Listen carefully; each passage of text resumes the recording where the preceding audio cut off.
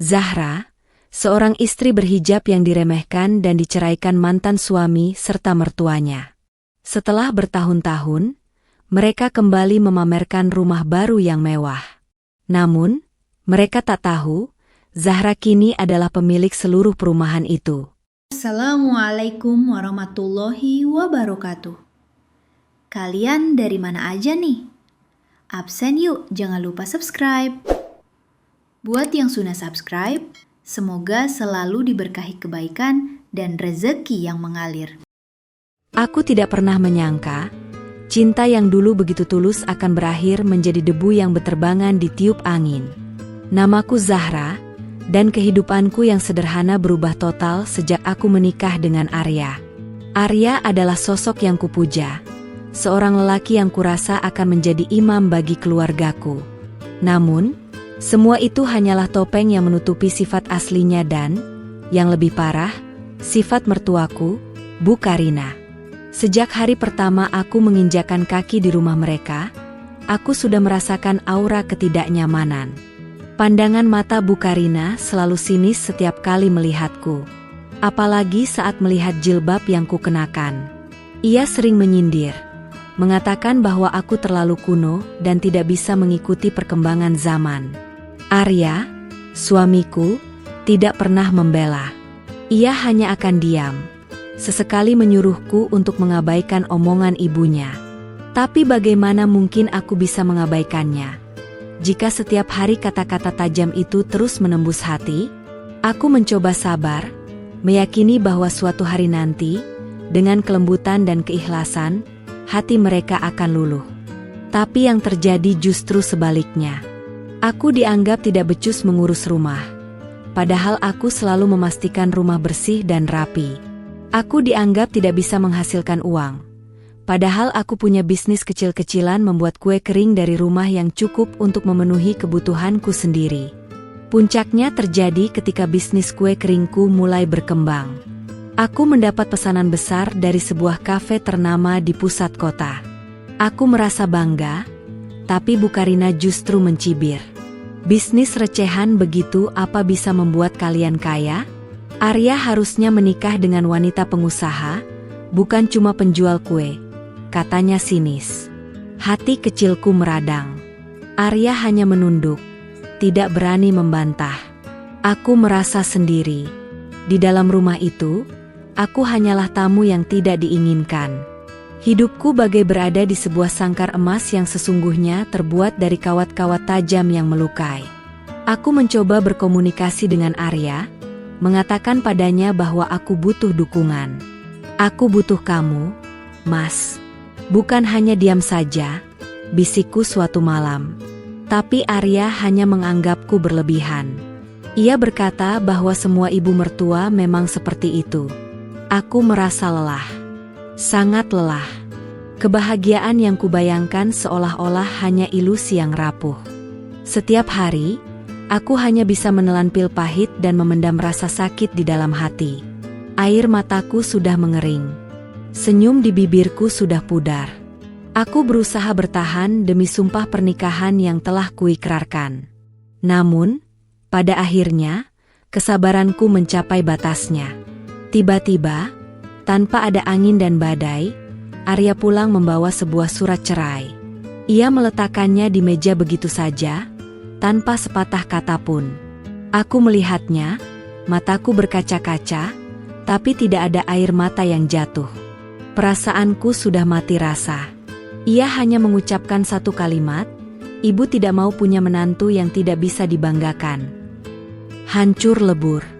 Semua harapan, semua impian, kini benar-benar musnah. Aku tidak melawan. Aku mengambil surat itu, menandatanganinya, dan pergi. Aku kembali ke rumah orang tuaku. Mereka menyambutku dengan pelukan hangat. Aku menangis sejadi-jadinya di pelukan ibu. Tidak apa-apa, Nak. Mungkin ini jalan terbaik yang diberikan Allah, kata ibu dengan suara lembutnya. Aku tidak membalas.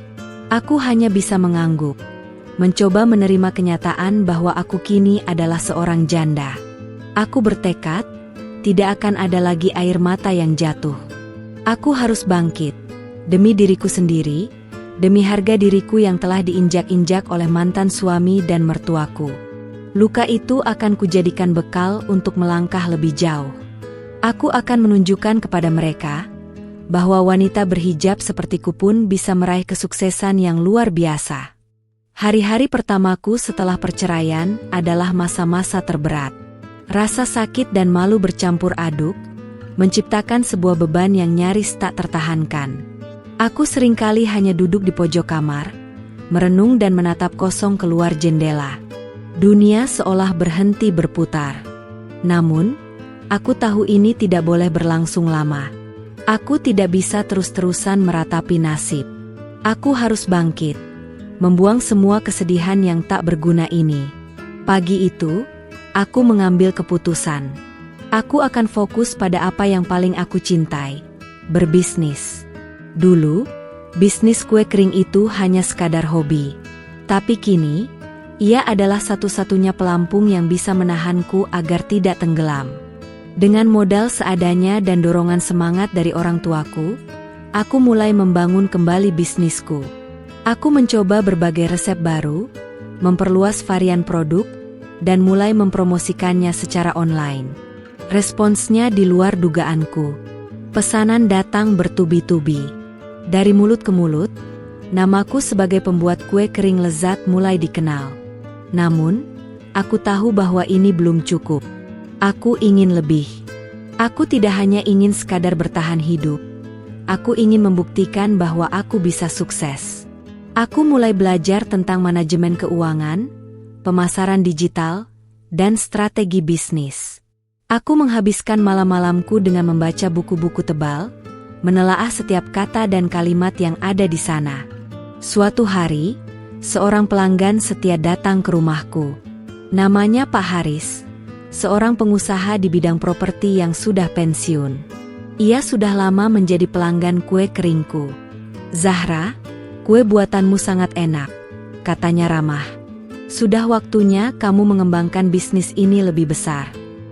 Aku tersenyum tipis. "Saya masih bingung, Pak. Modal saya terbatas." Pak Haris tersenyum. "Modal itu bisa dicari. Yang penting niat dan kemauanmu untuk belajar."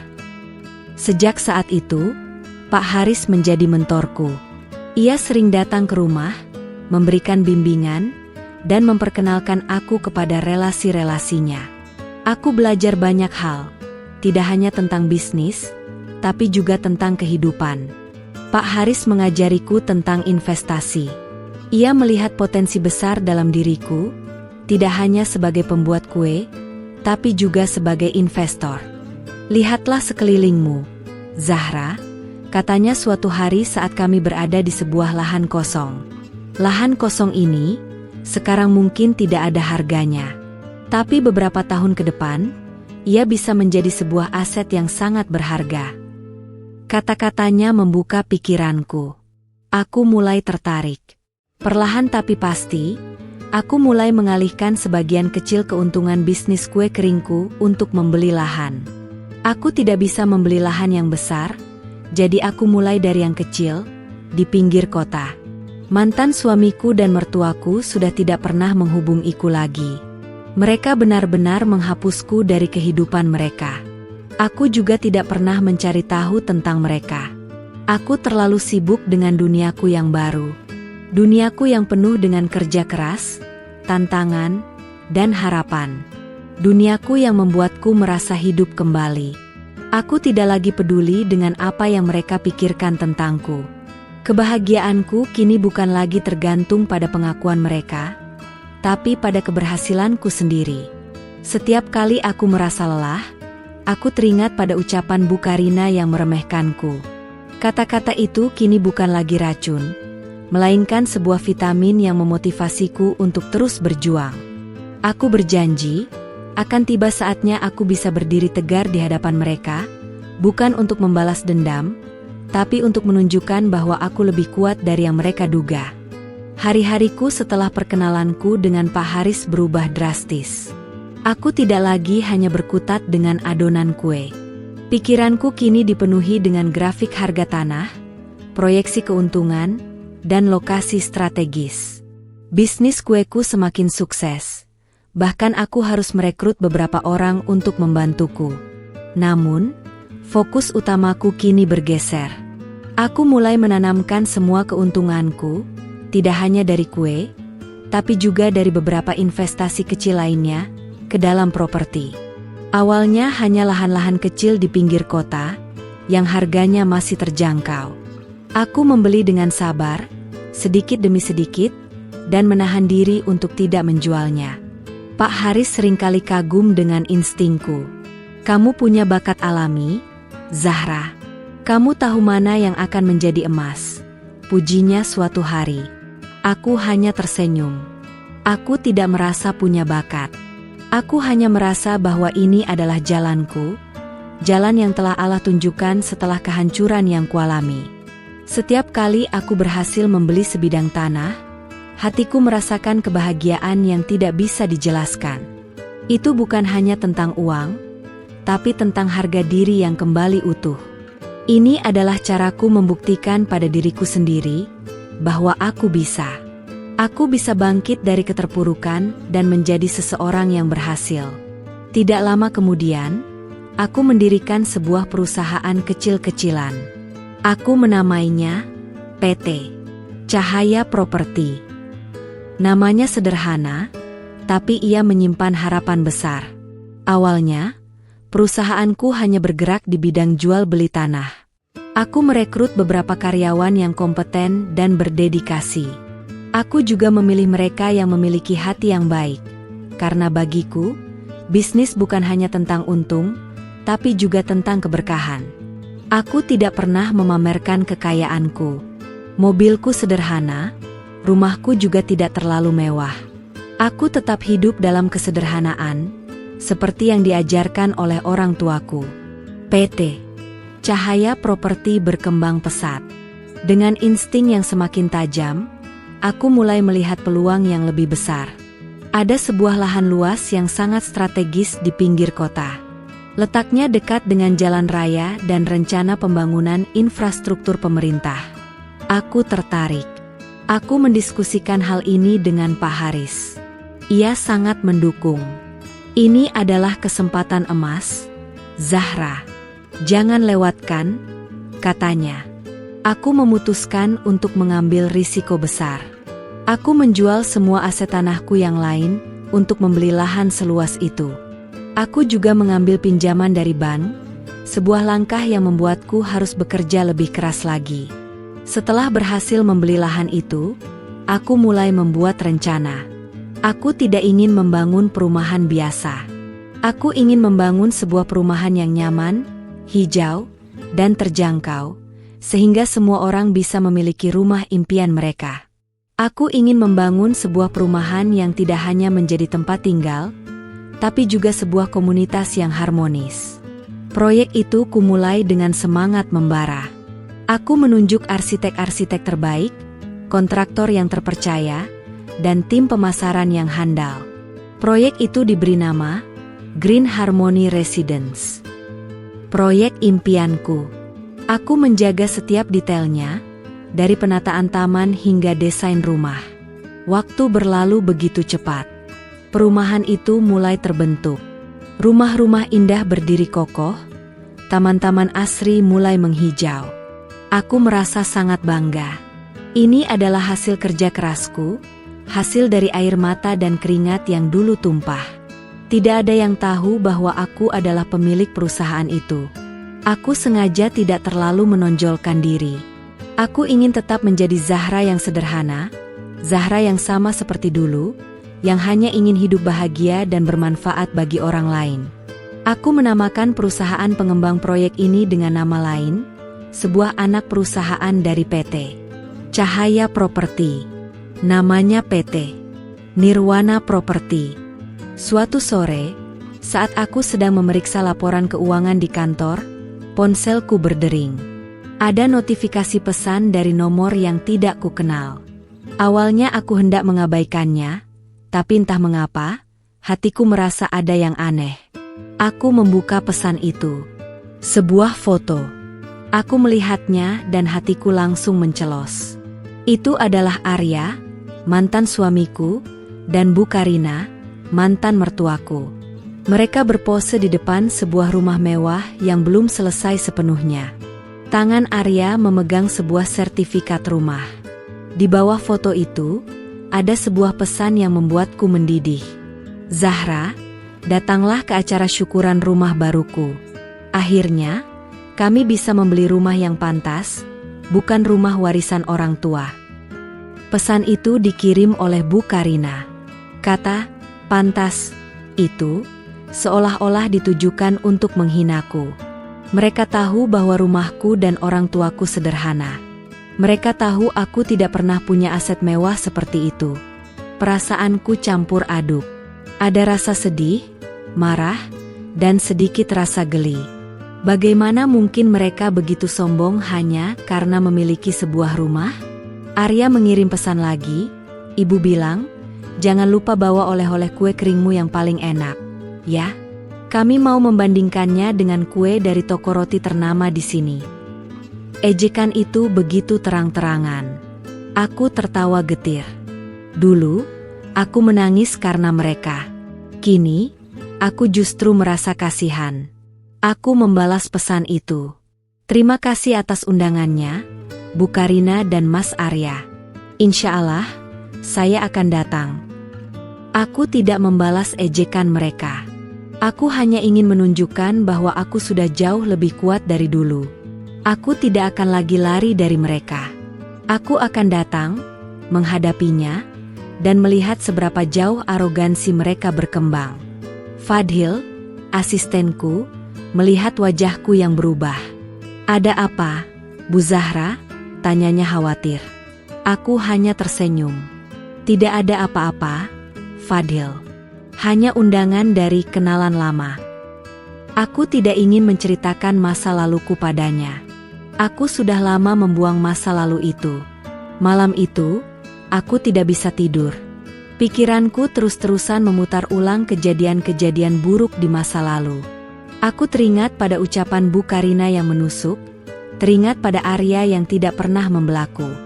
Tapi anehnya, tidak ada lagi rasa sakit yang kurasakan. Yang ada hanyalah tekad yang semakin kuat untuk menunjukkan pada mereka bahwa aku bukan lagi Zahra yang dulu. Aku menelepon Pak Haris keesokan harinya. Aku menceritakan semua yang terjadi padanya. Ia hanya tertawa. Sudah waktunya mereka tahu, Zahra, siapa dirimu yang sebenarnya? Katanya. Aku menggeleng. Saya tidak ingin pamer, Pak. Saya hanya ingin datang sebagai tamu biasa. Pak Haris mengangguk. Itu lebih baik. Tunjukkan pada mereka bahwa kesuksesan sejati tidak perlu diteriakkan, katanya. Aku setuju. Aku tidak ingin membalas dendam. Aku hanya ingin mereka tahu bahwa mereka salah menilaiku. Aku tidak akan pernah melupakan ucapan-ucapan tajam mereka. Tapi aku juga tidak akan membiarkan ucapan itu menghancurkanku. Aku menyiapkan diriku. Aku tidak ingin datang dengan tangan kosong. Aku akan membawa sebuah bingkisan kecil, bukan kue kering, tapi sesuatu yang lain. Aku juga meminta Fadhil untuk menyiapkan beberapa berkas penting yang berhubungan dengan proyek perumahan. Aku tidak tahu mengapa, tapi instingku mengatakan bahwa berkas-berkas itu akan berguna. Aku memandang diriku di cermin. Seorang wanita berhijab yang kini berdiri tegar. Tidak ada lagi air mata, tidak ada lagi rasa sakit. Yang ada hanyalah aura kepercayaan diri yang terpancar dari mataku. Hari itu, aku akan datang ke rumah mereka sebagai Zahra yang baru. Hari yang dinanti tiba. Aku mengenakan gamis sederhana berwarna krem dan jilbab yang senada. Penampilanku tidak mencolok, tapi tetap terlihat elegan. Aku datang ke alamat yang mereka kirimkan. Aku terkejut melihat perumahan yang begitu besar dan indah. Gerbang utamanya megah, jalanannya lebar, dan tamannya sangat asri. Perumahan ini terlihat sangat mahal. Aku tidak menyangka Arya dan Bu Karina bisa membeli rumah di sini. Aku memarkirkan mobilku yang sederhana di antara mobil-mobil mewah lainnya. Ketika aku melangkah masuk ke dalam rumah, aku disambut dengan tawa riuh. Ada banyak tamu di sana. Arya dan Bu Karina berdiri di tengah-tengah ruang tamu, menyambut tamu dengan wajah angkuh. Mereka melihatku dan senyum di bibir mereka langsung hilang. Bu Karina menatapku dari ujung kepala hingga ujung kaki, lalu mencibir. "Oh, ternyata kamu datang juga, Zahra. Kukira kamu malu," katanya dengan suara yang dibuat-buat keras. "Arya, lihatlah, mantan istrimu datang," ejeknya. Beberapa tamu menatapku dengan tatapan ingin tahu. Aku hanya tersenyum. "Tentu saja saya datang, Bu." "Selamat atas rumah barunya," jawabku dengan sopan. Arya menghampiriku. Wajahnya terlihat tidak senang melihat kedatanganku. "Kenapa kamu datang?" bisiknya. "Bukankah aku sudah bilang, aku ingin memulai hidup baru yang lebih baik?" Aku tertawa kecil. "Aku juga, Mas. Bukankah hidupku sudah jauh lebih baik?" jawabku balik. Ia mendengus kesal. Bu Karina menarik Arya. "Sudahlah, Arya. Biarkan saja. Mungkin dia ingin tahu seberapa jauh kita bisa melangkah," katanya keras. "Zahra, ayo ikut. Kita akan tunjukkan padamu sertifikat rumah ini. Ini bukan rumah kontrakan atau rumah warisan, loh," katanya sambil tersenyum sinis. Aku mengikutinya dengan tenang. Ia berjalan mendahuluiku. "Lihatlah, Zahra," katanya sambil menunjuk-nunjuk ruangan yang megah. "Ruang tamu ini, dapur ini, semua dibuat dengan bahan-bahan paling mahal. Kami tidak main-main. Kami ingin membuktikan bahwa kami pantas memiliki yang terbaik." Aku hanya mengangguk-angguk. "Ya, rumahnya sangat bagus, Bu," kataku jujur. Bu Karina tersenyum puas. "Tentu saja. Ini adalah investasi terbaik kami. Rumah ini dibangun oleh developer ternama di Indonesia." Ia menekankan kata developer ternama, seolah-olah aku tidak akan pernah bisa menyentuh hal-hal seperti itu. Ia terus mengoceh, memamerkan setiap sudut rumah. Aku hanya mendengarkan. Pandanganku justru tertuju pada setiap detail yang ada di rumah itu. Desain interiornya, pemilihan materialnya, semuanya terlihat sangat familiar. Semuanya sesuai dengan standar yang kuberikan kepada tim arsitekku. Hatiku mulai merasa ada sesuatu yang tidak beres. Tapi aku memilih untuk diam. Aku terus mengamati. "Oh ya," kata Bu Karina sambil menarik tanganku menuju sebuah meja. "Dan ini adalah yang paling penting." Ia menunjuk sebuah sertifikat yang terbingkai rapi di atas meja. "Ini adalah sertifikat rumah kami. Kami membelinya dengan tunai, loh. Kami tidak mau berutang," katanya sombong. Aku hanya menatap sertifikat itu dengan tenang. "Selamat, Bu," kataku. Bu Karina tertawa nyaring. "Ah, kamu tidak tahu, Zahra. Kami berhasil mendapatkan ini setelah melewati banyak sekali seleksi. Kamu tidak akan pernah bisa memiliki sertifikat seperti ini." Aku hanya tersenyum dalam hati. Aku tahu, panggung sandiwara ini akan segera berakhir.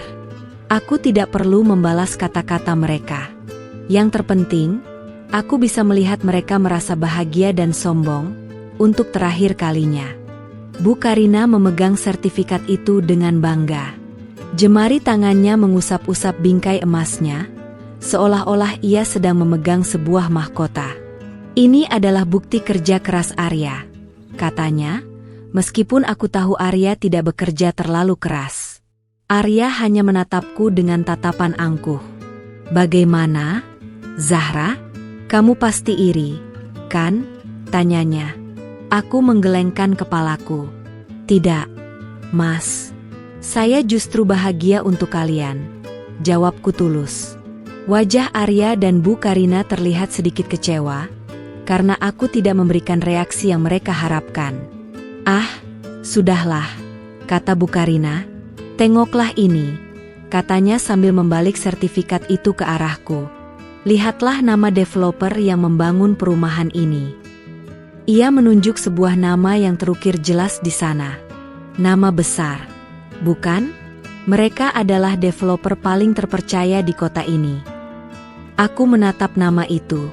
Rasanya ada sesuatu yang menampar hatiku. Sebuah nama yang begitu familiar. Sebuah nama yang kuberikan sendiri pada anak perusahaanku. Nama itu adalah PT Nirwana Property. Duniaku serasa berhenti berputar. Seketika, aku teringat pada percakapanku dengan Fadhil, asistenku, beberapa bulan yang lalu.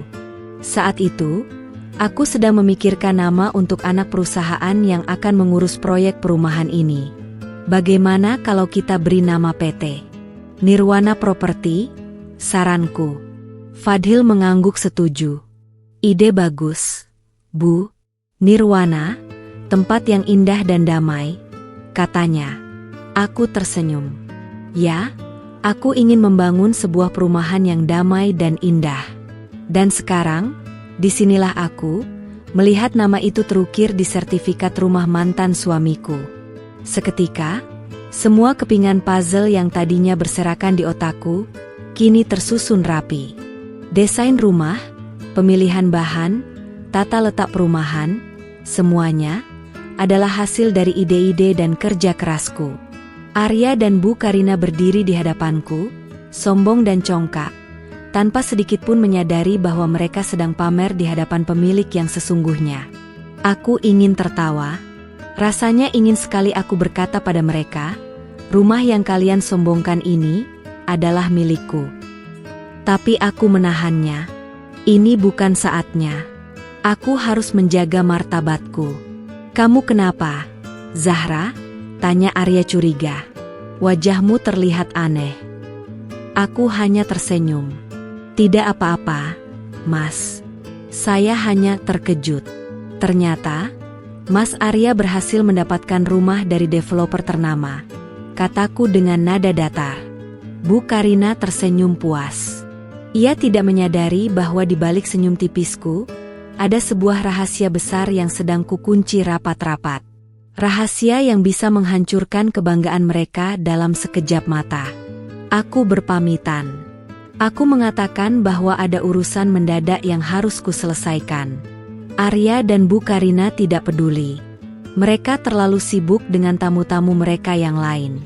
Aku berjalan keluar dari rumah itu, melewati taman yang indah, dan berjalan menuju mobilku. Aku menatap gerbang perumahan itu. Gerbang yang megah, yang kudesain sendiri. Aku tidak tahu mengapa, tapi aku merasa ada sebuah pelajaran besar yang harus mereka dapatkan. Ini bukan tentang balas dendam. Ini tentang kesadaran. Mereka harus sadar bahwa di atas langit masih ada langit. Dan kesombongan hanya akan menjadi bumerang yang akan menghantam mereka kembali. Begitu aku masuk ke dalam mobil, aku langsung mengemudikannya dengan cepat menuju kantorku. Pikiranku masih dipenuhi dengan sertifikat rumah Arya dan Bu Karina. Nama PT Nirwana Property terus-menerus berputar di kepalaku. Aku tidak tahu mengapa, tapi aku merasa sangat ingin memastikan. Aku ingin melihat berkas-berkas proyek itu dengan mata kepalaku sendiri. Aku ingin melihat tanda tanganku di sana. Aku ingin memastikan bahwa ini bukanlah sebuah kebetulan. Bahwa ini memang takdir yang telah digariskan. Aku tiba di kantor dan langsung menemui Fadhil. Fadhil terkejut melihatku. Wajahku yang terlihat tegang membuatnya khawatir. Ada apa, Bu Zahra? Ibu terlihat tidak baik-baik saja, katanya. Aku menggeleng. Saya baik-baik saja, Fadhil. Tolong ambilkan semua berkas proyek Green Harmony Residence. Saya ingin melihatnya sekarang juga. Fadhil mengangguk dan segera pergi. Aku duduk di kursi kerjaku, jantungku berdebar kencang. Aku menanti. Apakah perasaanku ini benar? Apakah mereka benar-benar tinggal di perumahan yang kubangun? Tak lama kemudian, Fadhil kembali dengan tumpukan berkas yang tebal. Ia meletakkannya di hadapanku.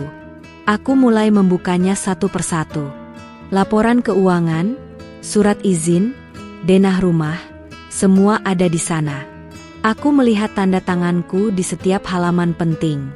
Aku adalah pemilik sah dari proyek ini. Kemudian, aku mencari berkas mengenai anak perusahaan. Fadhil menyodorkan sebuah map kecil. Aku membukanya. Di sana, tertulis dengan jelas, PT Nirwana Property, anak perusahaan PT Cahaya Property. Air mataku menetes. Ini bukan air mata kesedihan, melainkan air mata keharuan. Aku merasa takjub dengan takdir Allah. Siapa sangka, seorang wanita yang diusir dari rumahnya sendiri, kini menjadi pemilik dari seluruh perumahan yang dibanggakan oleh mantan suaminya. Aku tidak bisa berhenti tertawa.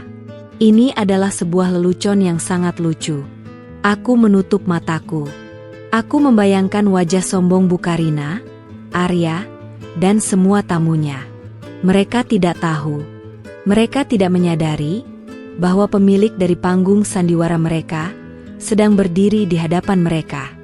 "Zahra, kamu kenapa?" tanya Pak Haris yang tiba-tiba datang. Aku menceritakan semua yang terjadi padanya. Ia tertawa terbahak-bahak. "Hebat, Zahra. Allah memberikan rezeki yang luar biasa padamu," katanya. Aku mengangguk. Aku tidak ingin ini menjadi sebuah ajang pamer. Tapi aku juga tidak bisa membiarkan mereka terus-menerus meremehkanku. Aku tidak ingin mereka merasa menang, padahal mereka hanya mendapatkan sisa-sisa dari kemenangan yang sesungguhnya. Aku ingin mereka tahu bahwa hidup itu tidak hanya tentang uang dan harta. Aku memutuskan. Aku akan memberikan mereka sebuah pelajaran. Pelajaran yang akan mereka ingat seumur hidup mereka. Pelajaran tentang arti kesombongan dan keikhlasan. Ini bukan balas dendam. Ini adalah sebuah cara untuk mengembalikan mereka ke jalan yang benar. Aku akan menemui mereka. Tapi tidak hari ini, tidak di rumah mereka. Aku akan menemui mereka di tempatku. Di kantorku, di kantor PT Nirwana Property. Aku ingin mereka datang dan melihat dengan mata kepala mereka sendiri, bahwa wanita yang dulu mereka hina, kini telah menjadi penguasa di tempat yang mereka anggap surga. Malam itu, aku tidak tidur. Pikiranku terus-terusan berputar. Aku memikirkan cara terbaik untuk memberikan pelajaran kepada Arya dan Bu Karina. Aku tidak ingin mereka merasa malu di depan umum, karena aku tidak ingin menjadi seperti mereka. Aku hanya ingin mereka sadar, tanpa harus kehilangan muka di hadapan orang lain. Aku memutuskan untuk memanggil mereka ke kantor. Aku akan meminta Fadhil untuk menghubungi mereka dengan alasan yang masuk akal. Mungkin ada masalah dengan sertifikat rumah mereka. Ya, itu adalah alasan yang bagus.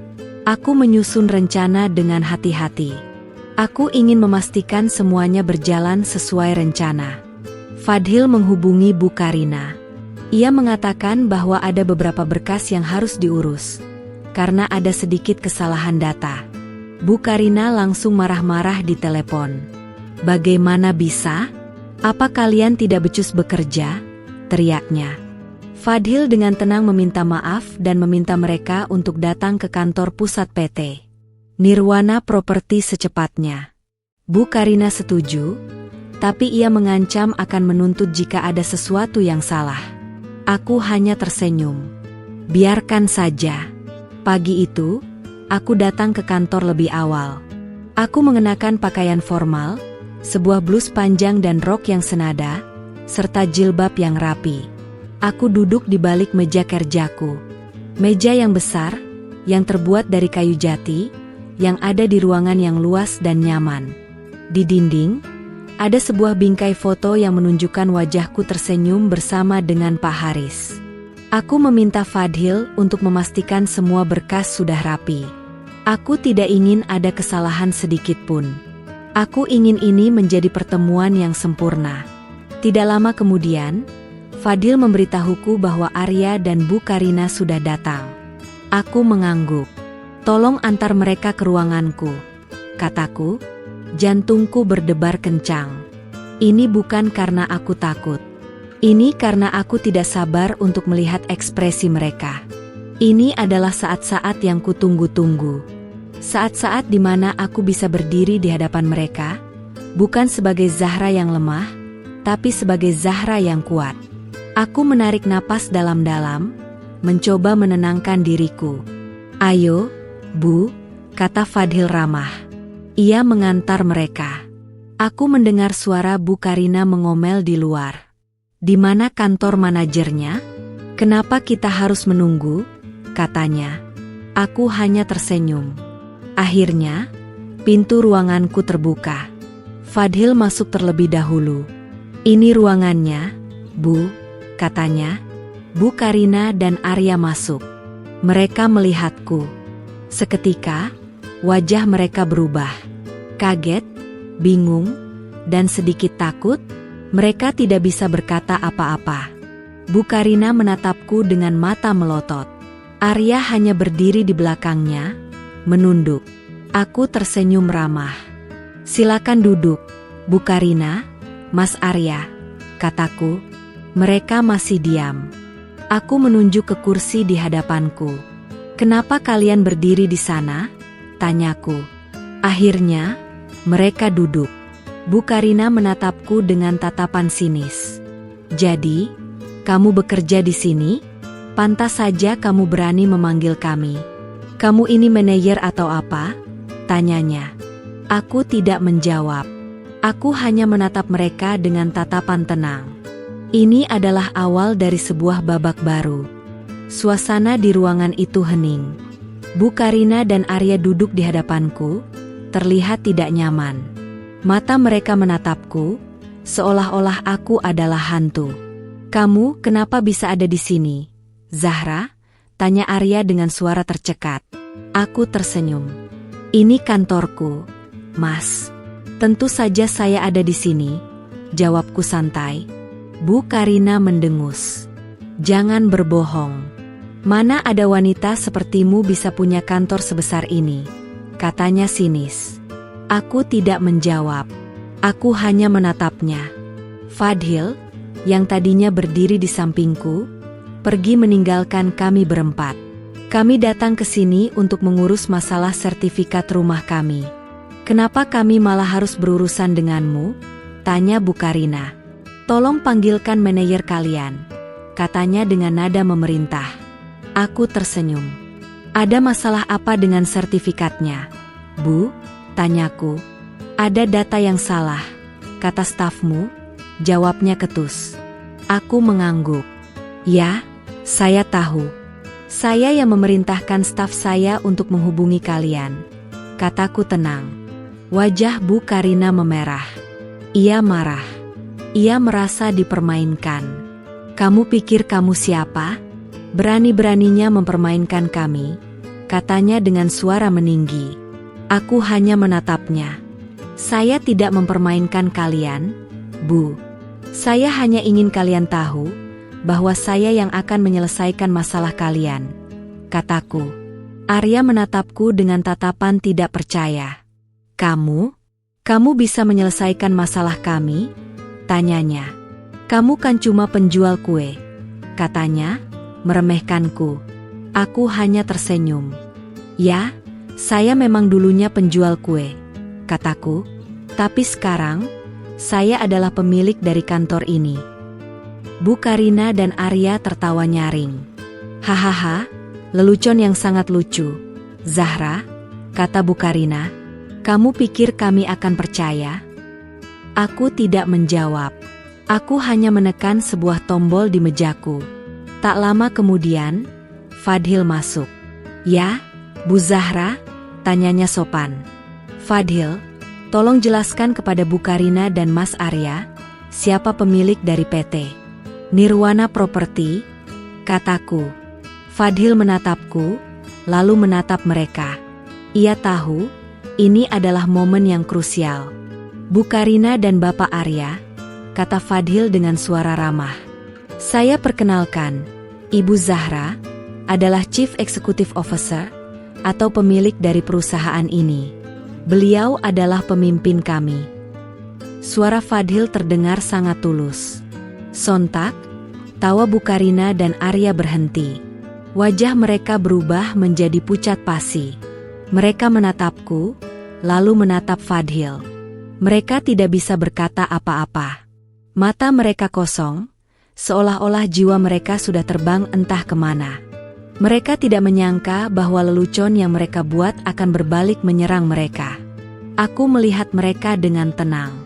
Mereka terdiam. Mereka tidak bisa lagi meremehkanku. Mereka tidak bisa lagi menghinaku.